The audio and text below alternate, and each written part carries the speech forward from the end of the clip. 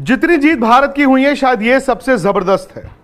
मैं इंग्लैंड वाले मैच की भी बात करूंगा जहां भारत के पास बोर्ड पर रन नहीं थे 229, बट वहां पर गेंदबाजों ने 100 रन से मैच जिताया और वहां से ना भारत की गेंदबाजी की तूती बोली है, क्योंकि भारत ने वहां से अटैकिंग बॉलिंग का सिलसिला शुरू किया।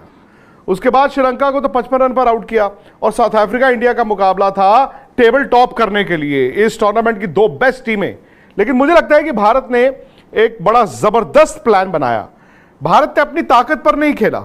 भारत ने कहा कि साउथ अफ्रीका की जो कमजोरी है हम इसको एक्सप्लॉइट करेंगे। भारत भी चेज करना चाहता था, लेकिन शायद उन्होंने कंडीशंस को बेहतर रीड किया। उन्होंने कहा जी हम पहले बैटिंग करने का रिस्क लेते हैं। क्यों? क्योंकि साउथ अफ्रीका चेज अच्छा नहीं करता।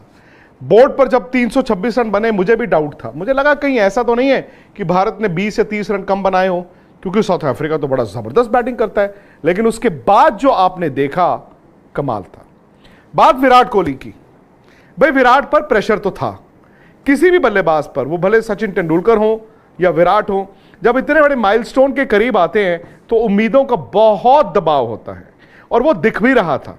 विराट कोहली 100 बनाए हर रोज हम उम्मीद करते थे, और खिलाड़ी जितना मर्जी इस बात को कहें, लेकिन हकीकत यह है कि उस दबाव को वो सुनते हैं। वो दबाव था, आपसे 100 चाहिए, 100 चाहिए, 100 चाहिए।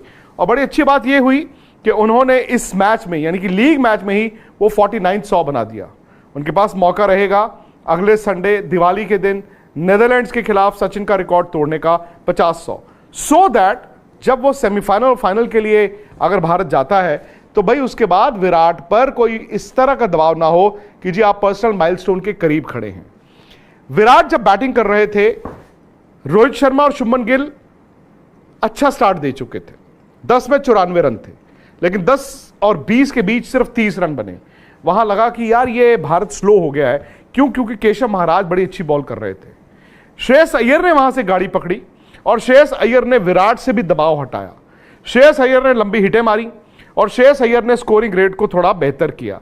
द मोमेंट स्कोरिंग रेट बेहतर हुआ तो हमें 300 रन दिखने शुरू हुए।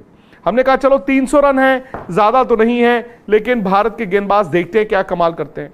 उसके बाद एक ऐसा पीरियड भी आया जहां विराट संभल कर खेल रहे थे, फूक फूक कर कदम रख रहे थे। आपको याद होगा शम्सी उनको थोड़ा परेशान कर रहे थे और उस वक्त विराट थोड़े से फ्रस्ट्रेटेड भी दिखे। अब इसको आप दो तरह से देख सकते हैं। एक ये कि यार विराट देखो अपने माइलस्टोन के करीब चले गए हैं, स्लो खेल रहे हैं, बट ऐसा नहीं है। शायद उन्होंने कंडीशंस को बेहतर रीड कर लिया था, क्योंकि जब आप बैटिंग कर रहे होते हैं ना तो आपको अंदाजा रहता है कि ये विकेट कैसा है, स्कोरबोर्ड पर कितने रन हैं।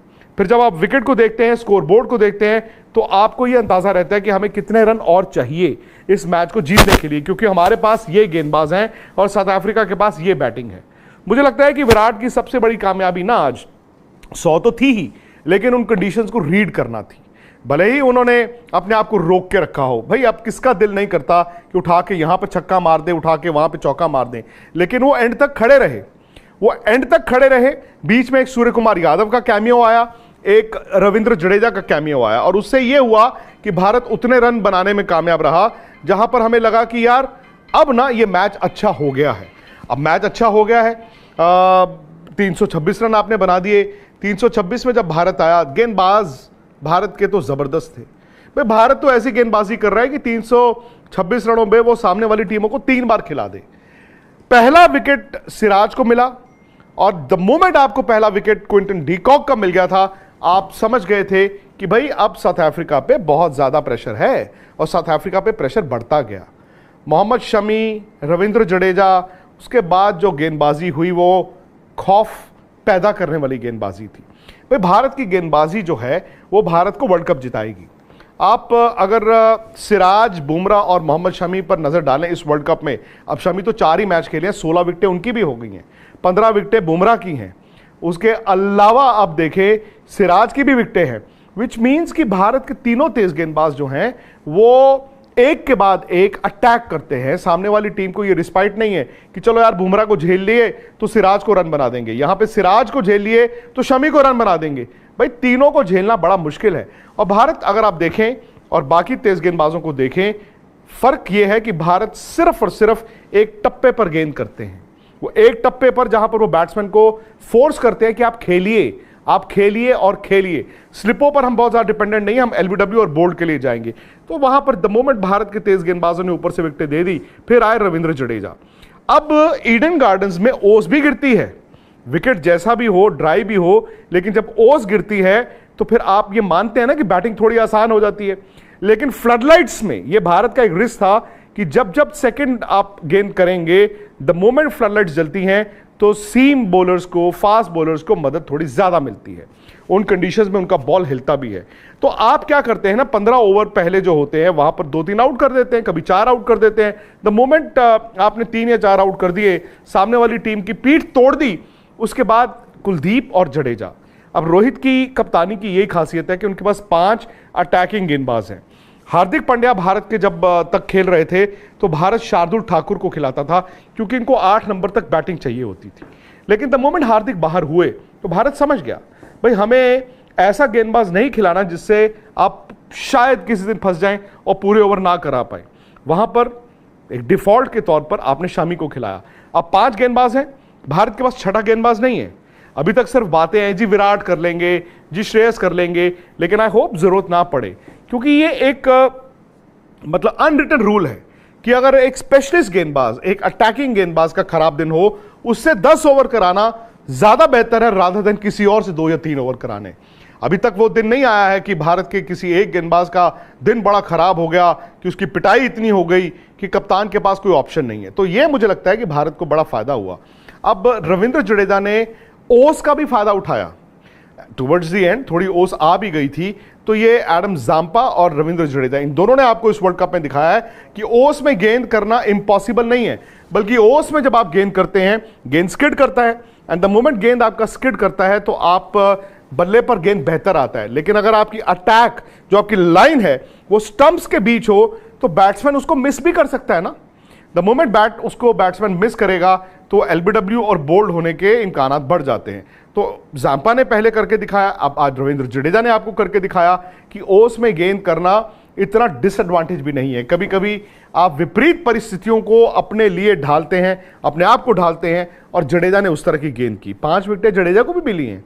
फिर कुलदीप यादव, जिनको बहुत ज्यादा मौका नहीं मिला, 2 विकेटें उन्होंने भी ली, लेकिन कुलदीप भी भारत के तुरुप का इक्का है। तो भारत की टीम जिस तरह खेल रही है, अब सवाल यह है कि भारत को सेमीफाइनल में कौन मिलेगा। आप जानते हैं कि साउथ अफ्रीका और ऑस्ट्रेलिया ये खेलेंगे दूसरा सेमीफाइनल, ये तो तय है। एक टीम सेकंड है, एक टीम थर्ड है, तो जो दूसरा सेमीफाइनल होगा वो ऑस्ट्रेलिया और साउथ अफ्रीका के बीच ही होगा। अब सवाल है कि पहला सेमीफाइनल किस के खिलाफ भारत खेलेगा। भारत 1 है, वो 4थे नंबर की टीम के साथ खेलेगा, क्योंकि 2 साउथ अफ्रीका, 3 ऑस्ट्रेलिया, ये आपस में खेलेंगे।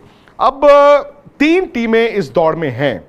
एक है अफगानिस्तान, जो 4 मैच जीत चुकी है, लेकिन उनके 2 मैच थोड़े मुश्किल टीमों के साथ हैं, ऑस्ट्रेलिया और साउथ अफ्रीका। अगर वो अपसेट करते हैं, 5 जीत लेते हैं, तो भाई वो रेकनिंग में रहेंगे। फिर है पाकिस्तान। अब पाकिस्तान न्यूजीलैंड पे बहुत डिपेंड करता है कि जो न्यूजीलैंड और श्रीलंका का मैच है, जो मेरे लिहाज से न्यूजीलैंड को जीतना चाहिए। अगर वो उस मैच में बरसात गिर जाए और पॉइंट्स शेयर हो जाए, 1-1 हो जाए, तो फिर पाकिस्तान को 11 तारीख इंग्लैंड को सिंपल हराना है। अगर पाकिस्तान जीत गया तो पाकिस्तान सेमीफाइनल में आ गया, इंडिया वर्सेस पाकिस्तान सेमीफाइनल होगा। पर यह सेमीफाइनल कोलकाता में होगा। लेकिन अभी भी अगर आप देखें, न्यूजीलैंड बेहतर स्थिति में है। न्यूजीलैंड अगर बेहतर स्थिति में है और वो श्रीलंका को 1 रन से भी हराए, मैं कह रहा हूं मिनिमम 1 रन से भी हराए, तो फिर पाकिस्तान को आखिरी मुकाबले में इंग्लैंड को 130 रनों से हराना है। वो आसान नहीं होगा। तो फिलहाल अगर आप देखें, जो चांसेस दिख रहे हैं उसके हिसाब से शायद इंडिया वर्सेस न्यूजीलैंड सेमीफाइनल 2019 का 2023 में रिपीट हो सकता है। वो 23 था, वो 19 था, ये 23 है। 19 में भारत न्यूजीलैंड को ऑलरेडी हरा चुका है। अब वो जो भारत के ऊपर न्यूजीलैंड का आईसीसी टूर्नामेंट्स में हुआ था, शायद वो खत्म भी हो चुका है। न्यूजीलैंड डिप भी कर रहा है। न्यूजीलैंड भाई लगातार हार भी रहा है। भले ही अगर वो श्रीलंका को हरा दे आखिरी मुकाबले में और सेमीफाइनल में आए, टीम भले ही वो अच्छी है, लेकिन न्यूजीलैंड में बहुत कमजोरियां दिख रही हैं। तो मुझे लगता है कि भारत के लिए जो भी टीम आती है, वो क्या वो अफगानिस्तान हो, वो पाकिस्तान हो, वो न्यूजीलैंड हो, इंडिया को अपनी ए गेम रखनी है उस सेमीफाइनल के लिए। आने वाले दिनों में और भी अपडेट्स होते रहेंगे, पता चलता रहेगा। लेकिन जिस तरह भारत खेला है, जिस तरह रोहित शर्मा ने रन बनाए हैं, या फिर विराट कोहली खेल रहे हैं, इवन श्रेयस अय्यर खेल रहे हैं, वो मुझे लगता है भारत को बहुत ताकत देगा। शुभमन गिल कंट्रीब्यूट कर रहे हैं, केएल राहुल एक दो मैचों में मौका नहीं मिला, वो भारत की रीढ़ की हड्डी बने हुए हैं, और सूर्य कुमार यादव ने भी 2 कैमियोज खेले हैं, विच मीन्स कि भारत की बैटिंग और भारत की बॉलिंग 11 खिलाड़ी जब कंट्रीब्यूट करते हैं तो वो 11 हारते नहीं।